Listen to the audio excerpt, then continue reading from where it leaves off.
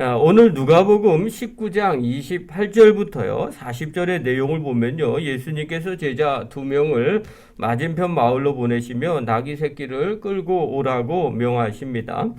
주님이 나귀 새끼를 타고 예루살렘에 가실 때 제자들이 큰 소리로 하나님을 찬양합니다. 어떤 바리새인들이 제자들을 책망하시라고 예수님께 이야기를 하자 예수님은 이 사람들이 만약에 침묵하면 돌들이라도 소리를 지를 것이다, 이렇게 이야기하는 장면이 오늘 본문의 내용입니다. 자, 오늘은요 예수님께서 나귀를 타시고 예루살렘에 입성하는 장면이고요, 여기에 대한 사람들의 반응에 대해서 나누고 있어요. 좀 구체적으로 한번 봅시다. 먼저 장소를 보면요, 29절에 보면 벳바게와 베다니에 가까이 가셨을 때라고 이렇게 성경은 기록하고 있습니다. 벳바게는요 예루살렘과 베다니 사이에 있는 곳을 말하고 있고요. 그 다음에 베다니는 어디냐면 우리가 다 아는 마르다와 마리아의 집이 있는 동네가 바로 베다니 동네입니다. 자, 이곳에서 나귀를 준비해요. 30절과 31절 한번 봅시다. 읽겠습니다. 시작. 이르시되 너희는 맞은편 마을로 가라. 그리로 들어가면 아직 아무도 타보지 않은 나귀 새끼가 매어 있는 것을 보리니 풀어 끌고 오라. 만일 누가 너희에게 어찌하여 푸느냐 묻거든 말하기를 주가 쓰시겠다 하라 하시매. 자, 나귀 새끼를 타고 들어가려고 예수님께서 제자들을 부르신 거죠. 그리고 건너편 마을로 가서 타보지 않는 나귀 새끼가 매어 있는데 그것을 끌고 오라고 말합니다. 그러면서 이야기하시기를 주인이 물어볼 거다. 왜 그거 끌고 가려고 합니까? 그때 주가 쓰시겠다 하라. 이렇게 말하면 줄 것이라는 거예요. 자, 첫 번째, 왜 나귀 새끼예요? 이렇게 말하면 우리가 다 알고 있죠. 스가랴 예언을 성취하는 거예요. 스가랴 9장 9절에는 이런 말씀이 있어요. 시온에 따라 크게 기뻐할지어다. 예루살렘에 따라 즐거이 부를지어다. 보라, 내 왕이 내게 임하시리니 그는 공의로우시며 구원을 베푸시며 겸손하여서 나귀를 타시나니 나귀의 작은 것 곧 나귀 새끼니라. 이렇게 스가랴가 예언을 했었어요.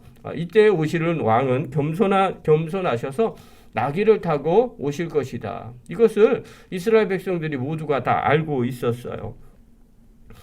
이것은 이스라엘 백성들뿐만 아니라 예수님의 제자들과 또 예수님을 함께 쫓아다녔던 모든 사람들이 다 이 말씀을 알고 있었어요. 예수님 메시아로 오실 거고 그분은 어떻게 할 거냐? 예루살렘에 올라가실 때 반드시 나귀 새끼를 타고 갈 것이다. 자, 그러니까 예수님께서 이제 내 나귀 새끼를 끌고 와라 이렇게 얘기할 때 이 사람들은 이제 주님이 메시아구나, 주님이 이 예루살렘에 들어가시는구나, 이걸 전부 다 이해를 하고 있었다는 거예요. 다만 아쉬운 게 뭐냐면 이들이 생각하고 있는 이 예수님은 오시할 메시아는 로마 사회를 압제해서 구원하는 구원자로 생각을 하고 있었던 거죠. 그것은 예수님의 제자들도 마찬가지였다는 거예요. 자, 두 번째로 보면요, 주가 쓰시겠다 하라 이렇게 얘기할 때 주인도 그 나귀 새끼를 내줬다는 거예요. 자, 그러면 주인은 어떤 생각을 갖고 있었을까요? 주인도 마찬가지였어요. 소문에 예수님을 들었는데 그거 메시아라고 얘기를 한다. 그까지 얘기를 들었는데 그분이 주가 쓰시겠다 하라 이렇게 이야기를 하니까 이 나귀 새끼의 주인도 이해가 되는 거예요. 이분이 메시아구나. 그러니까 우리의 나귀 새끼를 쓰신다고 하니까 드려야 되겠다. 자, 그러면 이제 예루살렘에 들어갈 때 그 사람들은 또 어땠어요? 그 사람들은 예수님을 어떻게 이해했어요? 35절과 36절 한번 보십시오. 35절 36절 읽겠습니다. 시작. 그것을 예수께로 끌고 와서 자기들의 겉옷을 나귀 새끼 위에 걸쳐놓고 예수를 태우니 가실 때 그들이 자기의 겉옷을 길에 펴더라. 자, 자기의 겉옷을 길에 폈어요. 왜 길에 폈습니까? 이것은 오실 왕 그리고 승전하신 메시아, 승전하실 왕이 오실 때 사용하는 그리고 표현하는 내용들이에요. 자기 겉옷을 길에서 깔아서 그것을 오게 하시는 거죠. 자, 이 일련의 행위들이 모두가 예수님이 메시아로 오신다는 생각을 전부 다 이해하고 있었기 때문에 그런 행동을 하는 거예요. 자, 그 다음에 또 합니다. 찬송도예요. 38절 한번 보십시오. 38절. 읽겠습니다. 시작. 이르되 찬송하리도다 주의 이름으로 오시는 왕이여 하늘에는 평화요 가장 높은 곳에는 영광이로다 하니. 자, 이 사람들이 찬양을 하는 거예요. 주의 이름으로 오시는 이여 하늘에는 평화요 가장 높은 곳에는 영광이로다. 자, 이 말씀은 또 뭐냐면요. 구약의 시편 118편 26절을 인용한 말씀입니다. 거기에 보면요. 여호와의 이름으로 오시는 자가 복이 있으며 우리가 여호와의 집에서 너희를 축복하였도다. 이렇게 말해요. 이게 시편 118편은 어떤 내용이냐면요. 이스라엘 백성들이 성전에 올라가면서 부르는 시였어요. 그런데 이것이 계속해서 불려지면서 이스라엘 백성들은 언제 이것을 어떤 마음을 가지고 불렀냐면요. 앞으로 오실 메시아가 하나님의 전에 오실 때, 성전에 오실 때 이렇게 오실 것이다 라고 기대하면서 불렀어요.